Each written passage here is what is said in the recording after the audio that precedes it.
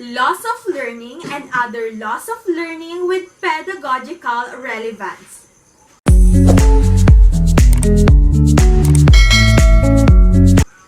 Hey guys! Welcome back to my channel. This is me again, Teacher Paulane, and today I will be discussing about loss of learning and other loss of learning with pedagogical relevance. Learning is a complex process. All the same, it can be understood by making a broad application of some laws. Generally speaking, some laws have been discovered and explained by Edward Thorndike. His laws, namely law of exercise, law of readiness, and law of effect, have been accepted by all. We may discuss here some of common major laws propounded by Thorndike and other psychologists. Law of exercise, primary laws of learning. This law is also called law of use and disuse. Law of use. When a modifiable connection is made between a situation and a response, that connection's strength is, other things being equal, increased. Law of disuse. When a modifiable connection is not made between a situation and a response over a length of time, that connection's strength, other things being equal, decrease. In brief, we may say that repetition and drill helps learning and its absence causes forgetfulness. We also believe in the common proverb, practice makes a man perfect. Drill is based on the principle that repetition fixes the facts to be learned. That is the reason why the pupils have to repeat arithmetical tables, formula, spelling list, and definitions in order to establish this.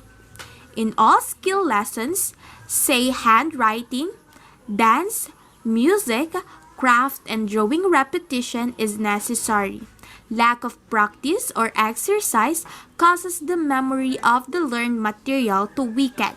Lack of practice causes forgetfulness. We forget because subsequent experiences tend to rule out what has been learned.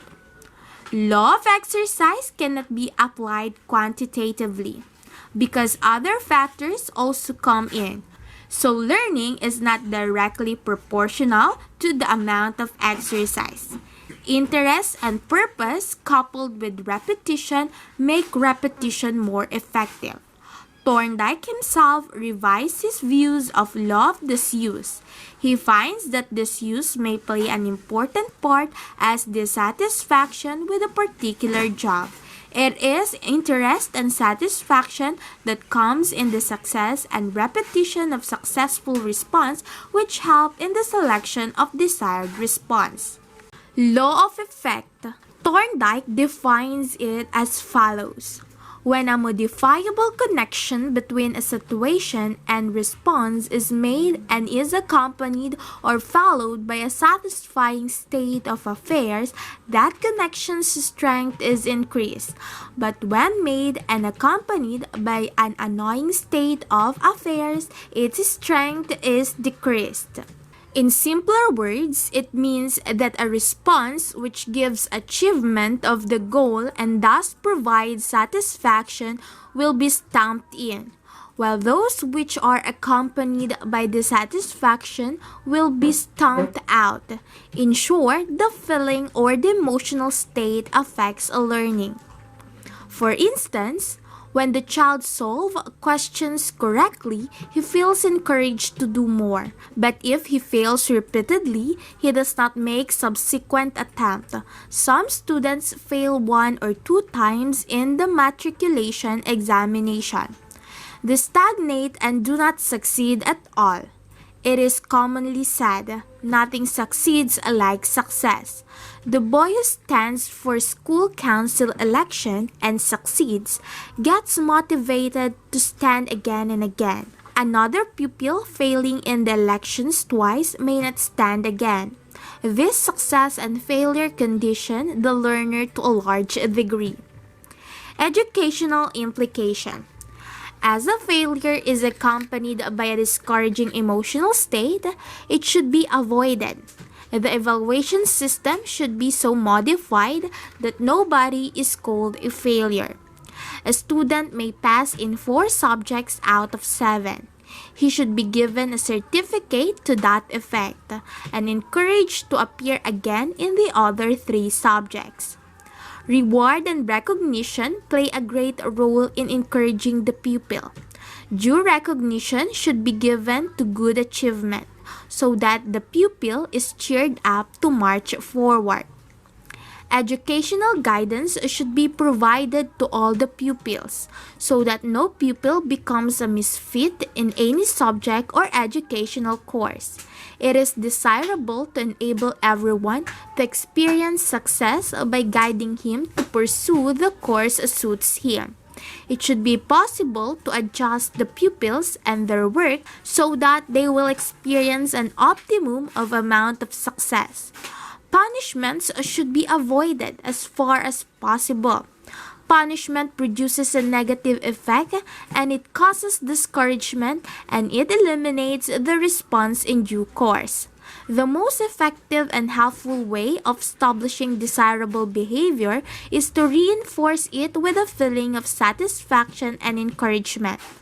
Interest is directly connected with law of effect. Pupils get satisfaction in things which interest them. Interest causes a satisfaction. Satisfaction promotes learning. Better learning gives higher satisfaction and thus the cycle goes on. Pupils prefer that which is pleasant and interesting to them while selecting books, subjects, activities, mates, games, food, and clothing. Thus, the behavior is controlled by interest and satisfaction. Memory is also directly related to this law. Pleasant things are remembered better than unpleasant things.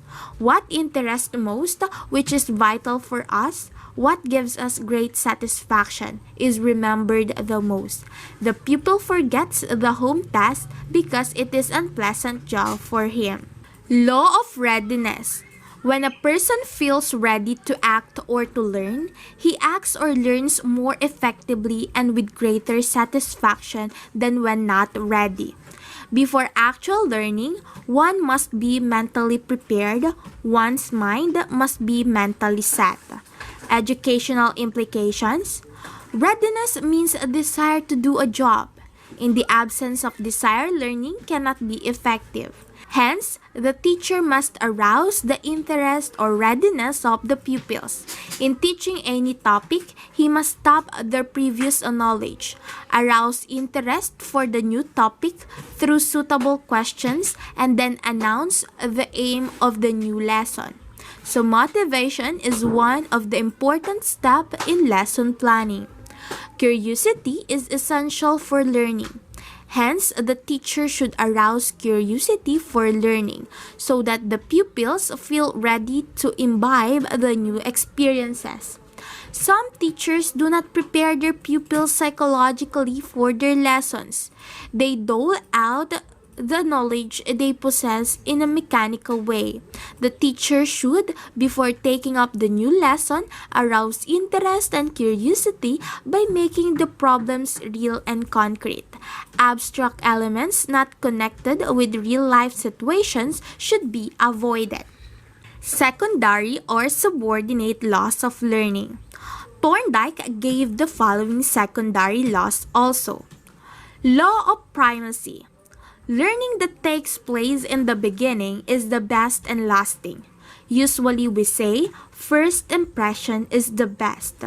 Hence, the pupil should make the right start and be most serious even from the first day. The learning on the first day is most vivid and strong. The teacher also should be most serious on the first day of teaching. He must impress his students on the very first day. Law of recency. Recent acts are lasting. We remember those things before which are recent. Hence, a pupil should revise his entire course just before the examination. Without revision, he is apt to forget even the best assimilated matter. The revision just before the examination helps him. Law of intensity of stimulus. If a stimulus is strong, the response will be strong and vice versa.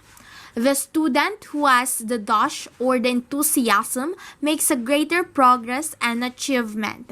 The weak-willed student achieves less. The more serious a student, the greater his achievement. From this point of view, examinations bear a positive effect on learning, insofar as they present an intense stimulus to study. The justification of internal assessment throughout the sessions is the same. Hence, the pupils must have a stimulus to learn throughout the academic session. Law of multiple response. Confronted with a new situation, the organism responds in a variety of ways, arriving at the correct response. Law of set attitude. The learner performs the task well if he has his attitude set in the task. Law of analogy and assimilation. The organism makes responses by comparison or analogy and assimilation. When learner finds the similarities and dissimilarities in the lesson with daily experiences, he earns better.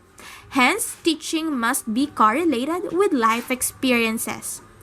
Law of associative shifting. According to this law, we can get any response from the learner of which he is capable, associated with any situation to which he is sensitive. Law of partial activity. This law states that teaching should be done in parts. It is more true in the case of children's education. Thank you for listening. For more related videos about this topic, don't forget to subscribe to my channel. Bye!